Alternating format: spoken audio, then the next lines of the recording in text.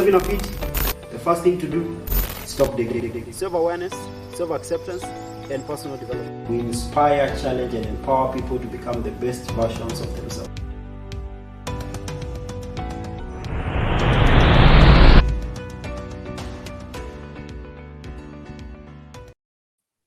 Hello, and this is Steve Modosi again, and today we have Fred Mukiri joining us from the background there. He will be coming to speak to us about a few things that we have to discuss today.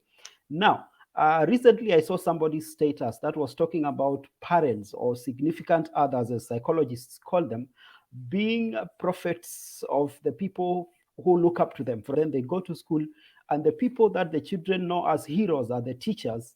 And then the problem becomes when these heroes don't consider themselves as heroes, or they forget that they're heroes, and then they become loose with their words. Someone once told me that every time someone tells you a car, you don't see the word C-A-R.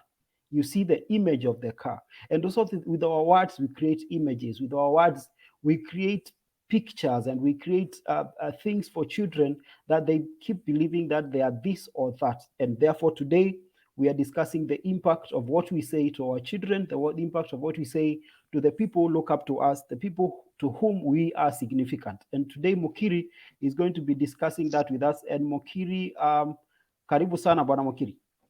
Thank you so much, Steve. Thank you so much. Yes, so let's begin from the beginning.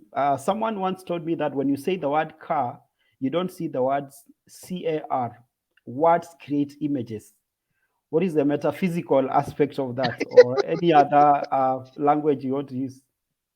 Well, if you can remember, maybe I think you mentioned something to do with the people, the principal people that receive us on this plane of consciousness, or rather unconsciousness. Yes. And the parents teach us the basic language, and they relate words with objects. You hear a mother telling a child, "Baba, Baba." There's a certain man that she points to and mentions the name Baba. The child may not know what Baba is, or what Baba, that thing Baba is. She doesn't know whether it is English, Swahili, or French. But the child will take the picture of that man and relate it with the Baba thing, because at least the child knows every time this person is around, the name Baba is mentioned. So the more you continue mentioning the name Baba in the presence of a child, when that particular person appears, then in the consciousness of a child, when the recording reel, the real-time recording of a child, when you're formatting the child's mind, you attach the name Baba to a certain figure of a man or a male who maybe lives in the same house with the mother. And so anytime the man appears, even the child will get excited and try to say Baba, because he or she can relate the term Baba with that image. And so she or he will now equate the name Baba to a certain person. So the basic concept of language is not words, but images. We teach languages by posting pictures that are related to that image. That is how we were taught. I remember even in nursery school, that's how I was taught. We had things we called flashcards. So a flashcard would come with a certain image, the C-A-R, car, then there will be a certain flash of a certain vehicle. So the vehicle was related to the word. So anytime you see the word C-A-R, those letters anywhere, the image that you saw flashes in your mind. That's how you post the initial language. And so language is not sentences, the language is images. The sentences are created from the images that you are initially conceived as the basic templates of knowledge. That's why even when you're talking about how language and writing began, those who study history, there's some things they used to call hieroglyphics.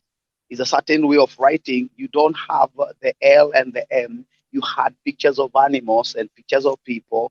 They were just sticks, 4 sticks, and something that's circular and shows maybe a bull. So the pictures were images that were teaching a certain language. That was the initial language. So a language is actually pictures painted in the mind of a child that becomes the reference point to interpret anything that will be said from that point. Which simply means a language is like a color, it's like a tool that paints pictures. Exactly. And so And in reference to today's discussion, Bwana Mukiri, how then do you relate that to what a parent tells a child, for example? What would be the mannerisms in which you speak? And of course, when we go further, maybe you to be the next question after this one, even the tone of the voice, because then you can tell someone something, but when you add the tone of the voice, the intonations and the kind of emotion that comes with it, then it represents a different thing. So let's begin with the parent side before we go to the teacher side. How would a parent use language to kind of create the kind of images that make the child grow up to be a well adjusted person, believe in themselves, build their self-esteem, build their confidence, and build their well-being as they grow. Okay. Maybe to go to the basics of let me call it sound and physics. Um, Whatever we call sound is simply a vibration, a wavelength. If a certain voice or a certain tone is calm, composed, relaxed, peaceful, the wavelength is usually very. It's just wavy. It doesn't have distortions. It doesn't have. I may call them sharp ebbs and flows. They are not sharp and jagged. They are just curvy. So it denotes peace and calmness. That is a frequency. Anytime a word is given in calmness, in peace, there is always a curve, a smooth ebb, and a smooth flow. But when you have a harsh tone, like anger, frustration, and you record that, you project that as sound, there is always a distortion. There is this the sharp ebbs and flows, and so when the decibels, when the ebbs are too high, the frequencies are too high, they go beyond the even in recording sound. When we capture sound and we relate it to decibels and things like that, the unit of measuring the frequency of sound, there's some levels you can cross in the ebbs or the flows, it becomes a distortion. It's no longer communication, it is noise. It is something that is distorting. And so there is a way you can speak and you raise your tone out of frustration or out of anger, and you raise your tone, it goes beyond the decibels. Instead of curvy ebbs and flows, it becomes now jagged edges. And that is what we call distortion. And it becomes noise and it becomes disturbance. How do you know that? Put sound, put water, still water in a certain container. When the place is calm, when you release some very, for example, music, you bring in a frequency of music, and the music is calm. The water, the waves on the water, it tends to be wavy. It might even remain calm. But the more you bring, number one, loud noise, and sounds that have very high decibels to a point whereby there is distortions, you start seeing waves in the water. It's like disturbance. And now try to imagine human being, we are 75% saline water. So try to imagine the kind of voices that are coming from external, especially from somebody we trust as a parent, and he or she raises a voice to a certain frequency out of anger or frustration, and they shout or peck, bellow at us. The frequency, the water inside us, the saline water, we call it plasma or whatever. Any saline water that we have, including sweat, tears, all this blood, the plasma, urine, all these things, is simply water. It will respond in a certain way. And if it is calm, a voice that is calm and peaceful, your body feels peace. That's the reason why if a child is affirmed by a parent, oh, good boy, the affirmation, the tone, the expression, the feeling of love that comes through the communication of that word, it brings calm and peace within the salinity of a child. And it tends to send a message of peace and calm and reassurance and building and confidence and things like that. But when a parent is billowing anger, frustration, whether it is caused by the child or caused by frustration outside, and they're coming to hover it and pour it on a child, the decibels are picked also. And the child tends to receive that frequency and store it, because anytime your brain receives a certain frequency, it tends to leave behind a memory of the same. So that any frequency that will come after that, that is somehow like the frequency that has been stored in the subconscious deposited frequency comes as a reference point. And that time it was anger and threat. It was spelled as threat to the child. anybody else who will speak in the life of that child from that point henceforth, it will be a reference point. Anytime I hear this voice, anytime I hear these decibels, this frequency, it always spells danger and is a threat. So the child tends to be, they pull back. You find a child is timid, and according to to all these temperamental things, you might think the child is introverted. Mhm. They are all these, they are melancholic, they don't want to be involved. It's not that they are melancholic, it's because there's somebody who shouted at the child and registered a certain, at the subconscious level, the child at a certain frequency stored there that threatened their communication, and so they don't tend to open up, they tend to shut anytime somebody raises a frequency in a response, or maybe to shut them down or something. The child goes back, they withdraw. You, And so you, yes, go ahead. yeah, that description sounds like a recipe for mental health later in life, where people develop some form of anxiety and all these other kind of things. Yeah. True, true, true. Because actually, if you see, most of the people who have like post-traumatic stress disorders, not all people go through those levels of severe post-traumatic stress disorders.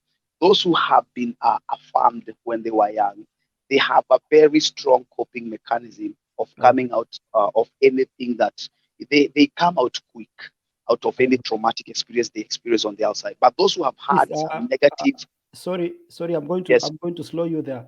yeah, That aspect of they come out better out of traumatic situations. I wanted you to repeat that again because that is very powerful. Kindly, yes, yes, just stress that again there. When yes.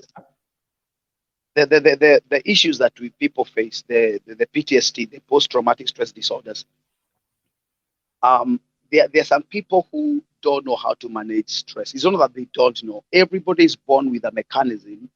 Uh, is an inborn thing that helps them to, number one, to plug in to nature, to plug into the environment they're going to find themselves in. Whether the environment is hostile, the hypothalamus, of the brain of a human being, it has all the positive responses, whether they might be enzymatic. But if somebody, for example, came into a cold place, there are some things that are poured from the hypothalamus to all the sites in the body to produce the necessary responses to cause this person to adapt to the external environment, no matter how hostile the external environment is.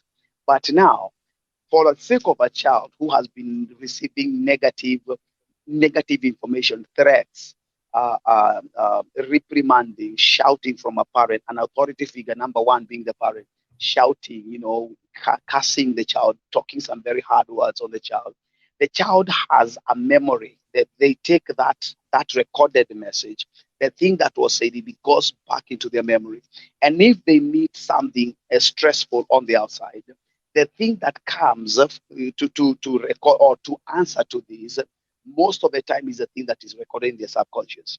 And so we are finding some people, it's not that they don't have coping mechanism. Every human being is born with a coping mechanism to cope to anything that comes from the outside. But if a child was shouted at when they were young, they were told negative words, you look like, you are not like, trying to compare a child with another good performing child, so they mm, feel negative. Anytime they are faced by an environment or external factors that are not conducive for them, that thing is like, we call them hegemon. Hegemon is like a blind spot. It comes to answer. And because it is negative, it won't answer positively. And so these children, when they are in a certain age, teenage and things like that, they tend to compromise a lot in the case where they meet some stressful things. So we have all these the post-traumatic stress disorders that are coming very rampant nowadays, not because there are situations. Environment is environment. COVID is COVID. All the losing of jobs, there are things that are happening externally. But all of us have coping mechanisms. The reason why we are having so many people who are plunging down into some self-destructive modes of operation is because when they were young, nobody instilled in them the systems that are number one, affirming and telling them they can overcome anything that comes to them through life. The parental figures, the authority figures in their lives never affirmed them enough. so let's for the sake of this brief discussion, let's imagine that I am a parent. I have this kid. I have not been cautious. Is there a way of kind of reversing that? Is it possible that when I start then affirming them in the positive, number one, is it possible to reverse that? And number two, what kind of affirmations would that be? Number one, we'll have to look at the environment. Is the child still with the parent? Because if the child is still with the parent, then it is possible. It is possible because now it doesn't start with the affirmation, the parent affirming the child. It starts with the parent, number one, affirming themselves. Number one, realizing that they have been doing the wrong thing. They have been engaging their child in the wrong cause, a self-destructive cause that is going to affect them negatively when they start self unfoldment, when they start self uncovery and discovery. So the parent needs to go back and start looking at the way the child has been unfolding, and the way the child has been unfolding, it will inform the parent that the things that are happening in the child, they are coming from them. So the parent themselves, they need to go back and recode, or the word is like formatting themselves, formatting the way they approach, formatting the way they speak, formatting the way they address matters, especially when a parent is under stress, is under duress, and the pressures are coming from outside. How do you deal with your own personal stress? Are you the kind of a person who vents your stress on a child? When a child comes, because a child is a child, and they will come in situations they don't send a notice when they are coming to you. They are coming for affirmation. They are coming Mm, for for love. They are coming for yeah, appreciation. Even yeah. if they have done the wrong thing, they still come for affirmation from a parent.